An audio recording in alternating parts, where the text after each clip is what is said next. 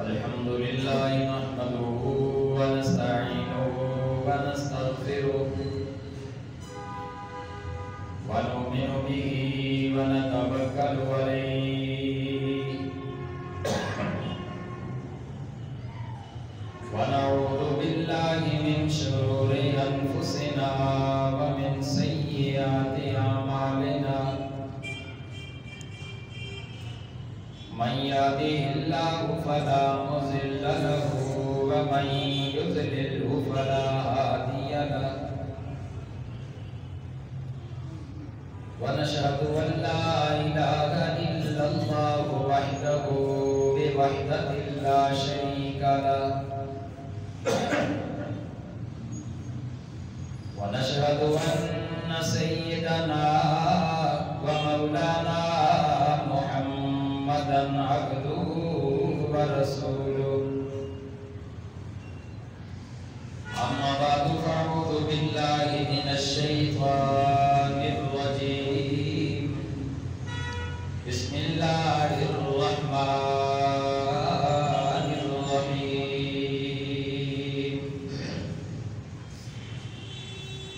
وأقيموا الصلاة وآتوا الزكاة واركعوا مع الراكعين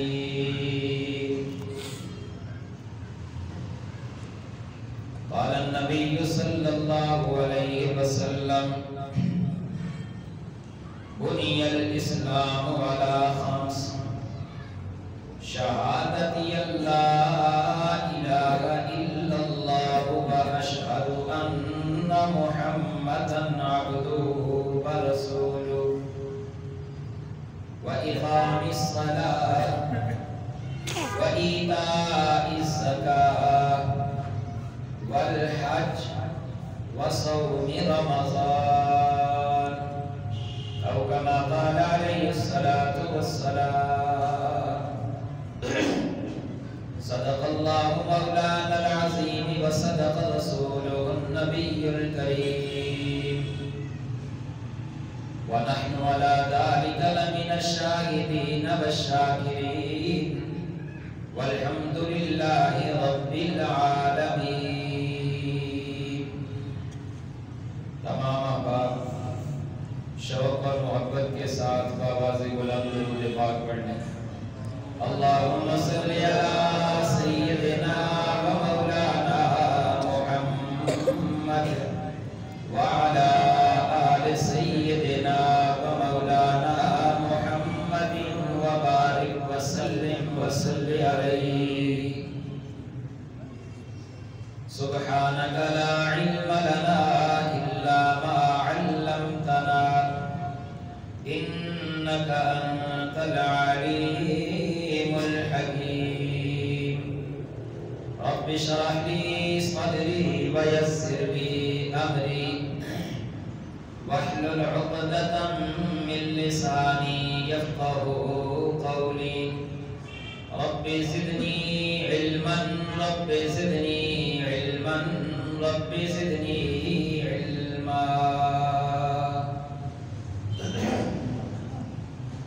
میرے واجب الاحترام قابل صدر احترام بزرگوں اور عزیز دوستوں، قرآن مجید فرقان حمید کی آیت کریمہ آپ کے سامنے تلاوت کی ہے اور نبی پاک علیہ السلام کی احادیث مبارکہ میں سے ایک حدیث مبارکہ بھی تلاوت کی ہے.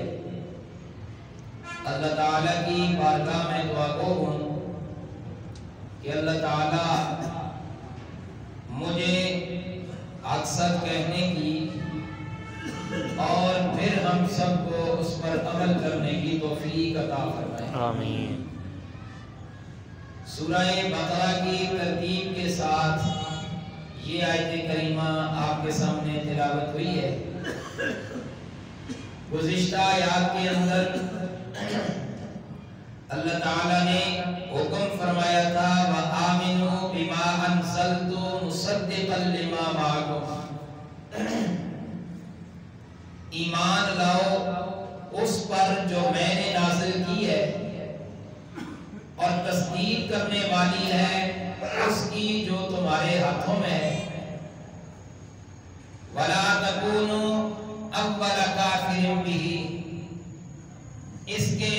سے پہلے انکار کرنے والے نہ بنو۔ وَلَا تَشْتَرُوا بِآيَاتِي ثَمَنًا قَلِيلًا، میری آیتوں کو ثمن قلیل کے بدلے مت بیچو اور مجھگی سے ڈرو۔ اللہ نے حکم دیا کہ ایمان قبول کرو، حضور پاک علیہ السلام کی رسالت پر ایمان لاؤ، اللہ کی توحید پر ایمان لاؤ، قیامت کے دن پر ایمان لاؤ۔ ساتھ ہی فرمایا وَلَا تَلْبِسُوا الْحَقَّ بِالْبَاطِلِ، حق کو باطل کے ساتھ نہ ملاؤ۔ حق ہوتا ہے، باطل باطل ہوتا ہے۔ وَتَكْتُمُوا الْحَقَّ وَأَنْتُمْ تَعْلَمُونَ، اللہ فرماتے ہیں حالانکہ تم حق کو جانتے بھی ہو اس کے باوجود تم چھپاتے ہو، لہذا تم حق کو باطل سے ملاؤ بھی نہ اور حق کو چھپاؤ بھی نہ۔ اس کی تفصیل آپ کے سامنے آ چکی تھی۔ تو ان آیات کریمہ کے اندر جو آج تلاوت ہوئی ہے، اللہ حکم فرماتے ہیں وَأَقِيمُوا الصَّلَاةَ، اور نماز قائم کرو۔ یوں سمجھے اللہ نے پہلے ایمان کا حکم دیا وَآمِنُوا بِمَا أَنزَلْتُ، یہ ایسے ہی ہے جیسے سورہ بقرہ کے شروع میں اللہ فرماتے ہیں الَّذِينَ يُؤْمِنُونَ بِالْغَيْبِ، غیب پہ ایمان لانے والے لوگ متقی ہیں۔ جب وہ غیب پہ ایمان لا چکے، اب اللہ فرماتے ہیں وَيُقِيمُونَ الصَّلَاةَ، اب نماز قائم کرو۔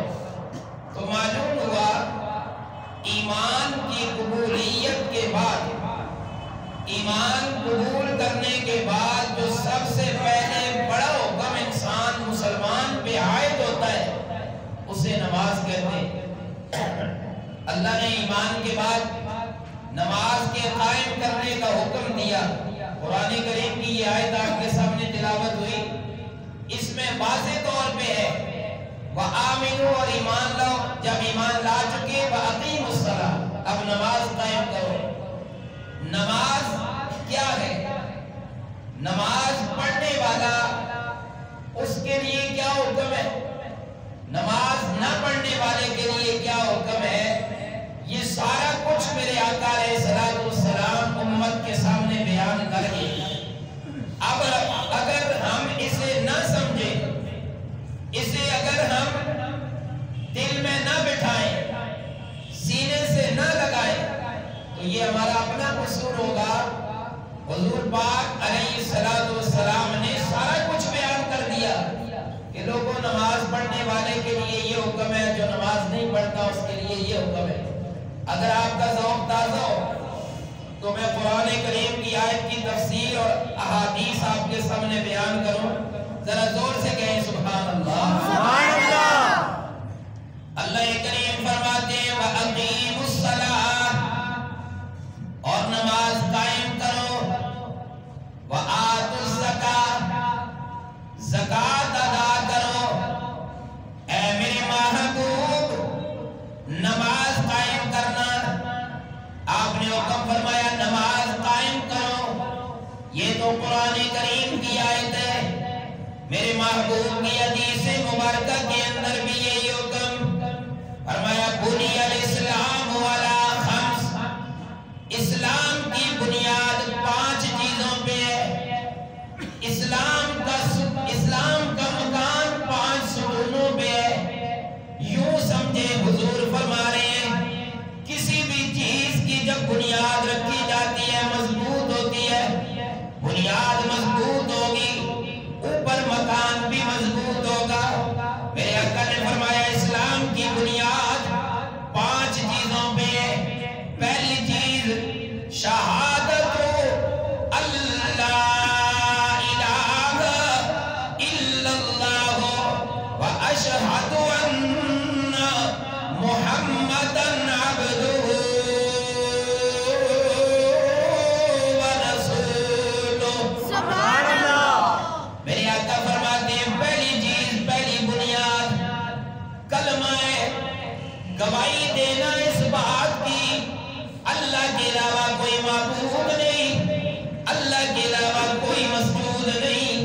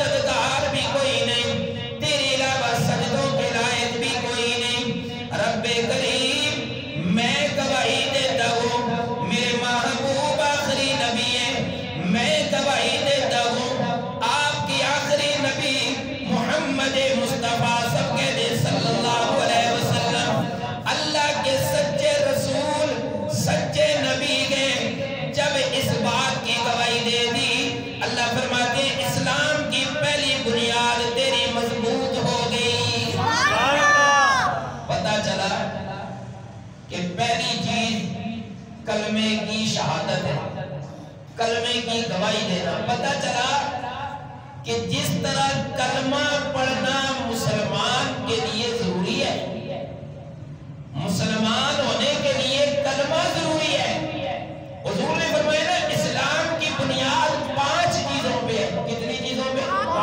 5 چیزوں پہ۔ تو پتہ چلا کہ پہلی چیز کلمہ، کلمہ پڑھیں گے تو مسلمان ہوں گے۔ جو کلمہ نہیں پڑھتا وہ مسلمان نہیں ہے۔ جو باقی 5 چیزیں 4 چیزیں ہیں وہ بھی اپنائیں گے تو مسلمان بنیں گے۔ اگر نہیں اپنائیں گے تو ہم کس بنیاد پہ اپنے آپ کو مسلمان کہتے ہیں؟ جس طرح فرمایا کلمے کی گواہی دینا کہ اللہ کے علاوہ کوئی معبود نہیں، یہ ضروری ہے۔ میرے آقا نے فرمایا دوسری چیز وَإِقَامِ الصَّلَاةِ، نماز قائم کرنا اسلام کی دوسری بنیاد۔ وَإِيتَاءِ الزَّكَاةِ، زکوٰۃ ادا کرنا باوجود استطاعت کے، صاحب استطاعت پر زکوٰۃ۔ اور تیسری چیز والحج، صاحب استطاعت پہ حج بھی فرض ہے۔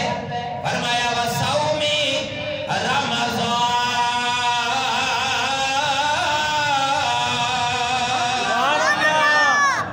5 چیزوں پر ہے اسلام کی بنیاد۔ اب اگر ایک بندہ کلمہ نہیں پڑھتا وہ مسلمان اپنے آپ کو نہیں کہہ سکتا۔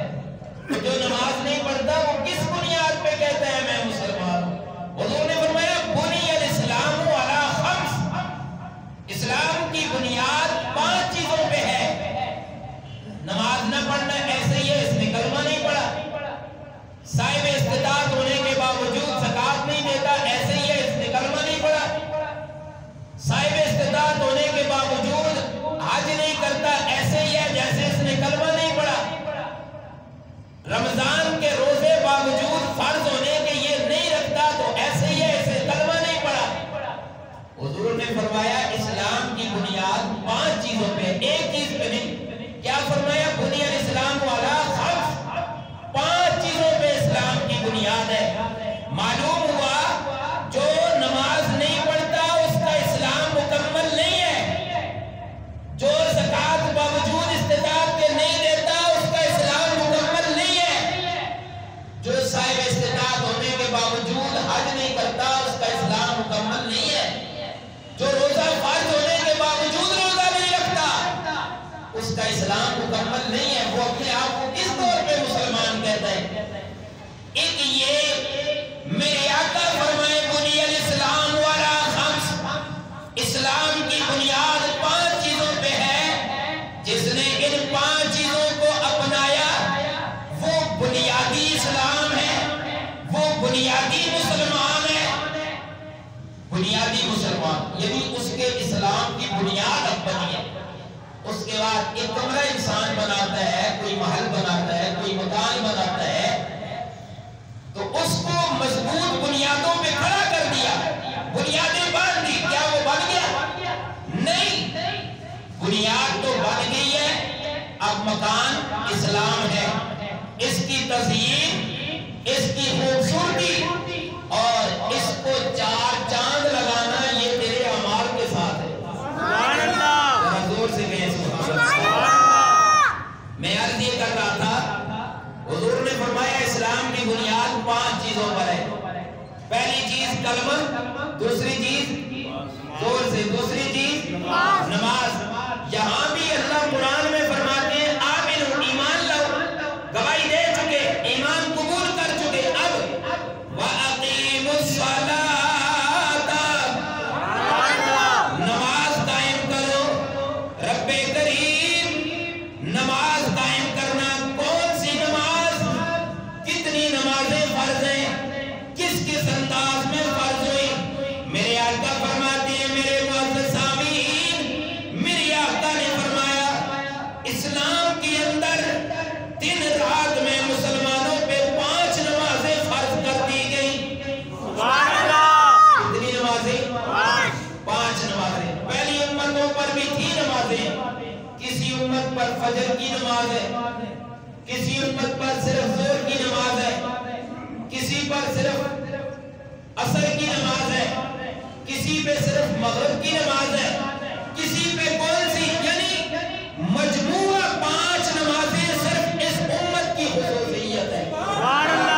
مجموعہ 5 نمازیں اس امت کی خصوصیت ہے، اور رب نے قرآن میں جا بجا حکم فرمایا، جا بجا۔ 1-2 صفحے آپ الٹیں گے، 1-2 صفحے آپ آگے جائیں گے قرآن کریم کے، بلکہ کئی جگہ تو ایسی ہیں 1 صفحے پر بھی 3 جگہ اللہ فرماتے ہیں اقیم الصلاۃ۔ اور ایک اور بات بڑی قابل غور ہے، اللہ نماز کا حکم بھی انہیں دیتے ہیں جن سے پیار فرماتے ہیں۔ تو ایمان والوں کو خطاب کر کے فرمایا ایمان والوں نماز پڑھو، پہلے فرمایا آمین جب ایمان قبول کر چکے، اب فرمایا اقیم الصلاۃ۔ تو پتہ چلا جو ایمان قبول کرتا ہے اس پہ نماز فرض ہے، جو نماز پڑھتا ہے وہ اللہ کا محبوب بن جاتا ہے۔ اللہ کریم اسلام کے اندر 5 نمازیں اللہ فرماتے ہیں مجموعہ 5 نمازوں کا اس امت کی خصوصیت ہے۔ پہلی امتوں میں ویسے تو احادیث کے اندر یہ بات آتی ہے، حضور پاک علیہ السلام معراج پہ تشریف لے گئے، جاگ کے گئے، سبحان اللہ، آپ معراج پر گئے، پھر وہاں سے لمبا واقعہ ہے مختصر، ایک چکر لگایا، 50 نمازیں تھی، 45 ہوئی، 40 ہوئی، کرتے کرتے کرتے 5 نمازیں رہ گئی۔ حضرت موسیٰ علیہ السلام نے عرض کی اللہ کے محبوب آپ یہ 5 نمازیں بھی زیادہ ہیں، میری امت پہ 2 تھی، 1 تھی، انہوں نے وہ بجا نہیں آ سکی، آپ اللہ کے پاس دوبارہ جائیں۔ حضرت نبی پاک علیہ السلام نے فرمایا ہے موسیٰ اب میں اپنے رب کے پاس نہیں جاتا، 5 نمازیں کر دی ہیں، اب رب کریم سے اور کم نہیں کرواتا۔ اور رب نے فرمایا میرے محبوب دی تو میں نے 5 ہیں، جو 5 نمازیں ادا کرے گا میں رب سے 50 کا ثواب عطا کروں گا۔ سب سے پہلی نماز روایات کے اندر آتا ہے فجر کی نماز۔ جب سے یہ کائنات بنی حضرت آدم کو رب کریم نے زمین پہ بھیجا، اللہ فرماتے ہیں زمین کی نیابت بھی آدم کو ملی، زمین میں خلیفہ بھی آدم کو بنایا۔ رب کریم نے جب دنیا بنا کر حضرت آدم کو دنیا میں مقبول فرمایا، حضرت آدم علیہ السلام آگے، رات کی تاریکی، رات کی ظلمت، اندھیرا ہی اندھیرا ہے، حضرت آدم جنت کی نورانیت کے اندر تھے، حضرت آدم علیہ السلام جنت کی روشنیاں دیکھنے والے تھے، جنت کے اجالے دیکھنے والے تھے۔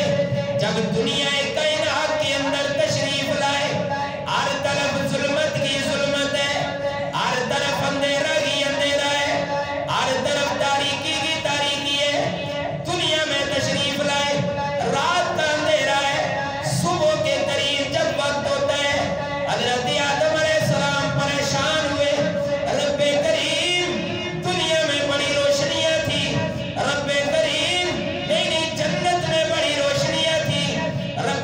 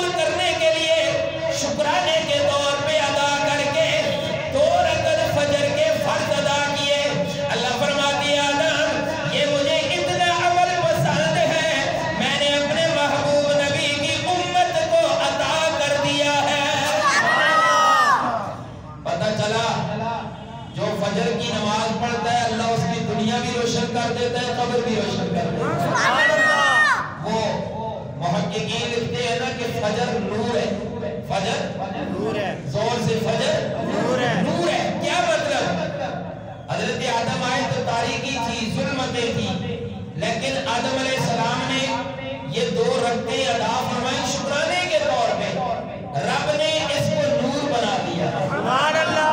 اس لیے فرمایا جو فجر کی نماز پڑھتا ہے اللہ اس کے لیے دنیا بھی روشن کر دیتا ہے، قبر بھی روشن کر دیتا ہے۔ سبحان اللہ۔ اور جو سوئے رہتے ہیں نماز نہیں پڑھ سکتے وہ یہ نہ سمجھے، بعض لوگ اللہ معاف فرمائے بڑے اچھے انداز میں کہتے ہیں بعض چیز کی گالے ٹوٹ کے مارا بس نماز پڑھنی ہے۔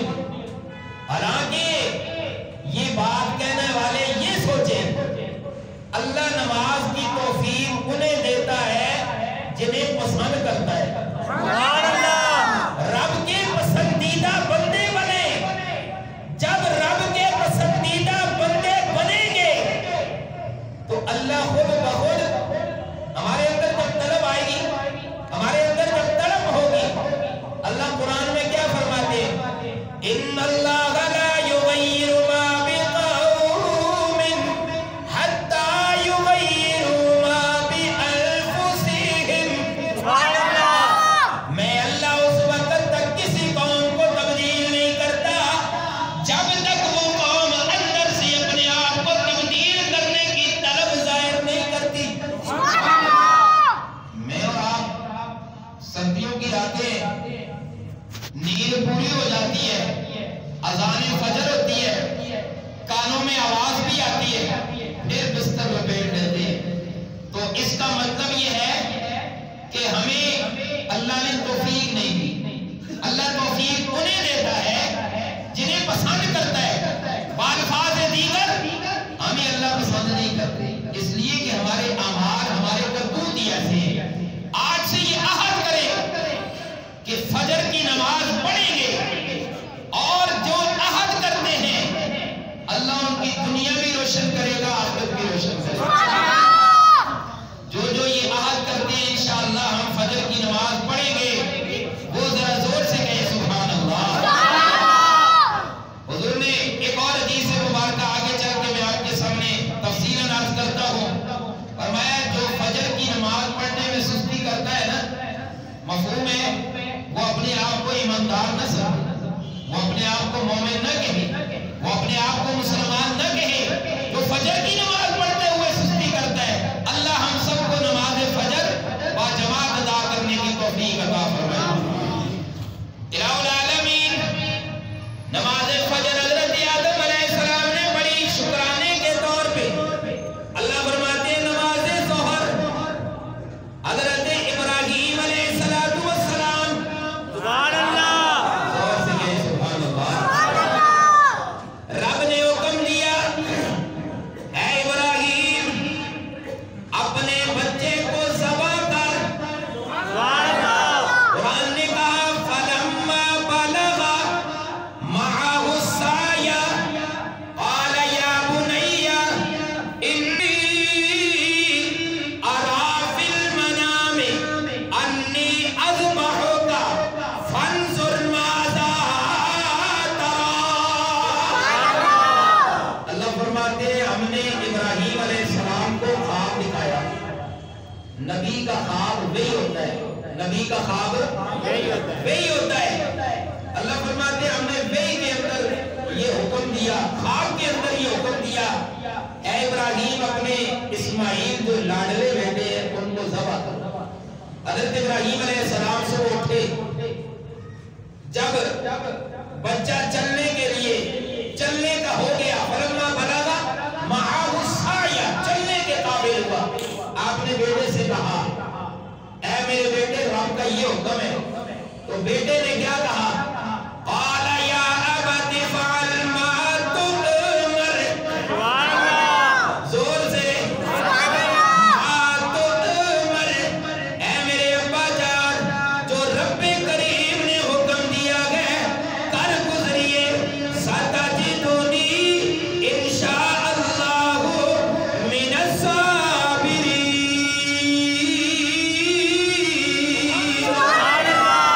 آپ میرے اللہ نے چاہا تو مجھے صبر کرنے والا پائے۔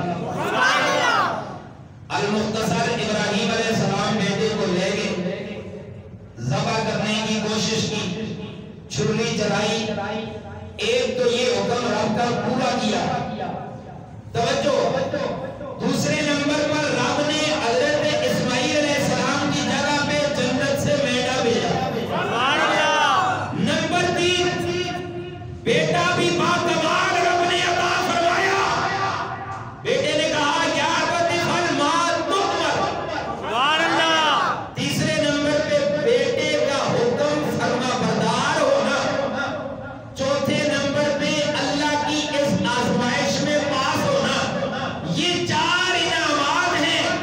ابراہیم علیہ السلام نے زور کی 4 رکعتیں بطور شکر کی ادا کی۔ اللہ فرماتے ہیں میرے خلیل یہ 4 رکعتیں مجھے اتنی پسند آئی ہیں، میں نے اپنی امت محمدی کے شریعت کے اندر ان 4 رکعتوں کو نماز ظہر بنا کے فرض قرار دیا۔ معلوم ہوا کہ جو ظہر کی نماز پڑھتا ہے رب اس کو آزمائشوں میں کامیاب کرتا ہے۔ تو پتہ چلا ظہر کی نماز سب سے پہلے حضرت ابراہیم علیہ السلام نے پڑھی، وَأَقِیمُوا الصَّلَاةَ، اللہ فرماتے ہیں نماز قائم کرو۔ تیسری نماز نماز عصر، یہ نماز عصر کوئی عام نماز نہیں ہے، یہ بڑی ہی قیمتی نماز ہے۔ نمازیں ساری ہی قیمتی ہیں لیکن نماز عصر بڑی ہی قیمتی نماز ہے۔ اس کے بارے میں قرآن میں بھی الگ طور پہ رب نے آیت ارشاد فرمائی ہے۔ اگر جاگ کے سبحان اللہ کہیں تو میں وہ نماز عصر والی آیت پڑھوں۔ اللہ فرماتے ہیں حافظوا علی الصلوات، نمازوں کی حفاظت کرو، والصلاۃ الوسطیٰ، درمیانی نماز، مفسرین نے لکھا عصر کی نماز کی حفاظت کرو۔ باقی نمازوں کو الگ ذکر کیا، عصر کو جدا کر کے ذکر کیا، ساتھ ہی حکم دے دیا وَقُومُوا لِلَّهِ قَانِتِينَ۔